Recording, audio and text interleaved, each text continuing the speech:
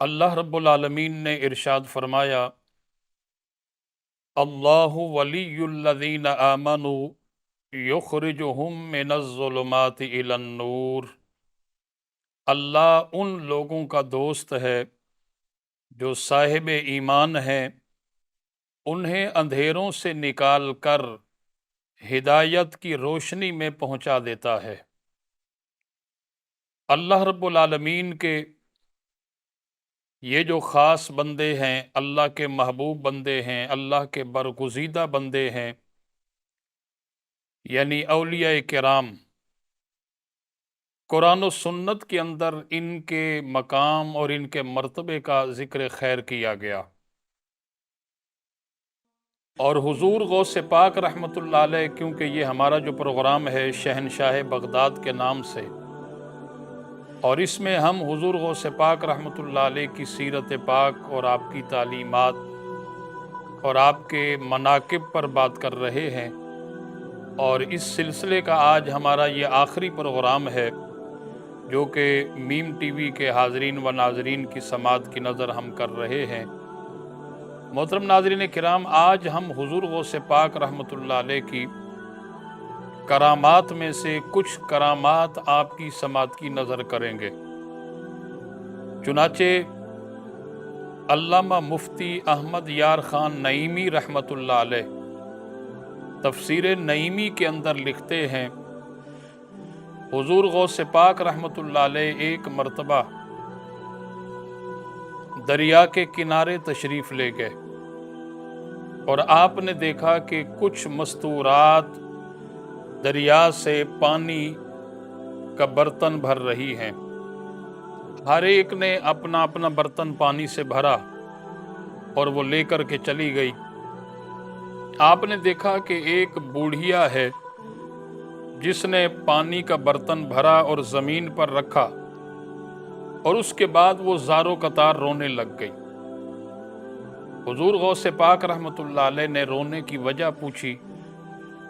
تو اس بوڑھیا نے جواب دیا کہ حضرت، بات دراصل یہ ہے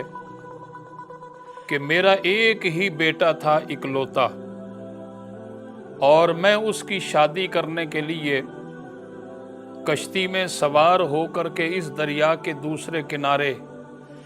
بارات کے ساتھ حاضر ہوئی، اور میں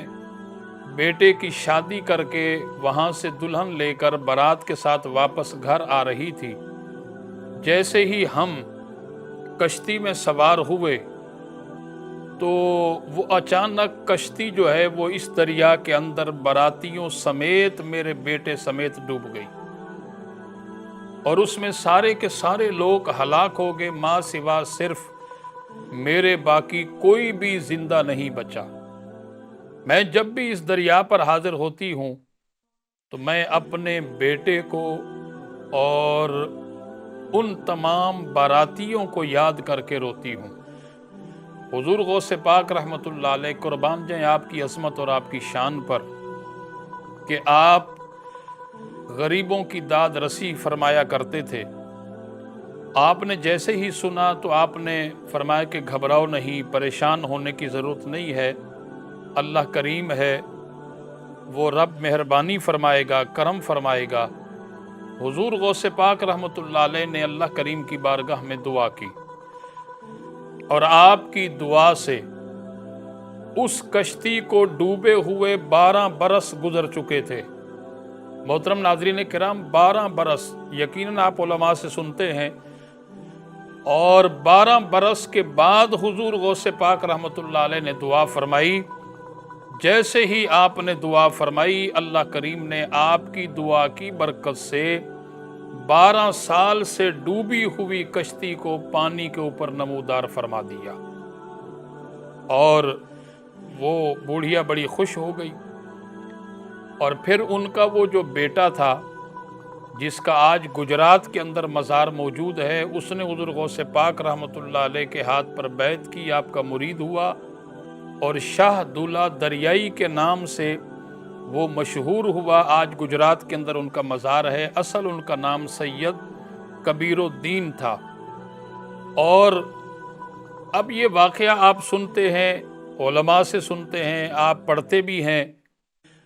لیکن یہاں جو میں بات عرض کرنا چاہتا ہوں وہ یہ کہ اس واقعے پر کچھ لوگ اعتراضات بھی کرتے ہیں۔ وہ مخالفین اعتراض یہ کرتے ہیں کہ اللہ تعالیٰ نے کیا 12 سال تک ان تمام لوگوں کو سرد خانے کے اندر رکھا ہوا تھا، یا وہ 12 سال تک کسی خاص اسٹور کے اندر محفوظ تھے، اور اللہ تعالیٰ نے اس لیے رکھا ہوا تھا کہ 12 برس گزرنے کے بعد غوث پاک رحمۃ اللہ علیہ دعا کریں گے، پھر ان سارے کے سارے لوگوں کو جو ہے میں جو ہے وہ کشتی میں بٹھا کر پانی پر جو ہے وہ نمودار کر دوں گا۔ تو محترم حضرات، اس کا جواب میں آپ کو حضرت شمس العارفین حضرت خواجہ شمس الدین سیالوی رحمۃ اللہ علیہ کی زبان سے دیتا ہوں۔ ان کی خدمت عالیہ میں حضرت خواجہ محمد دین سیالوی رحمۃ اللہ علیہ، جو کہ حضرت خواجہ شمس الدین سیالوی کے لخت جگر ہیں اور ان کے مرید ہیں، آپ نے ان کی خدمت میں عرض کی کہ یہ حضور غوث پاک رحمۃ اللہ علیہ کا جو واقعہ ہے کہ 12 برس گزرنے کے بعد ان کی دعا سے وہ کشتی نمودار ہو گئی، سارے کے سارے لوگ جو ہے وہ زندہ جو ہے وہ اس پانی سے باہر آ گئے۔ تو عقل اس بات کو نہیں مانتی۔ جب سوال کیا، اور یقیناً صاحب بصیرت لوگ جو ہیں یہ یقیناً اس لیے سوال کرتے ہیں یا پوچھتے ہیں تاکہ لوگوں کے لیے بھی ایک فائدہ ہو جائے۔ حضرت خواجہ شمس الدین سیالوی رحمۃ اللہ علیہ نے اس سوال کو سن کر، اور خاص کر کے جو لوگ اعتراض کرتے ہیں ان کے لیے بھی میرا یہ جواب ہے کہ آپ نے فرمایا کہ آپ سورہ بقرہ کی آیت نمبر 259 اٹھا کر کے اس کی تلاوت کریں۔ آیت نمبر 259 کے اندر حضرت عزیر علیہ السلام کا واقعہ موجود ہے، جنہیں اللہ رب العالمین نے 100 سال کے بعد زندہ کیا، یعنی 100 سال تک وہ مردہ رہے، اور 100 سال کے گزرنے کے بعد اللہ تعالیٰ نے انہیں زندہ کیا۔ تو آپ نے فرمایا کہ جب وہ رب عزیر علیہ السلام کو 100 سال کے بعد زندہ کر سکتا ہے تو پھر وہ رب 12 برس گزرنے کے بعد اس ڈوبنے والی برات کو زندہ کیوں نہیں کر سکتا؟ تو لہٰذا یہ اللہ کے ولی کی کرامت ہے۔ اللہ کا ولی جب کوئی دعا کرتا ہے تو اللہ تعالیٰ اپنے پیاروں کی دعاؤں کو اپنی بارگاہ میں قبول فرما لیتا ہے۔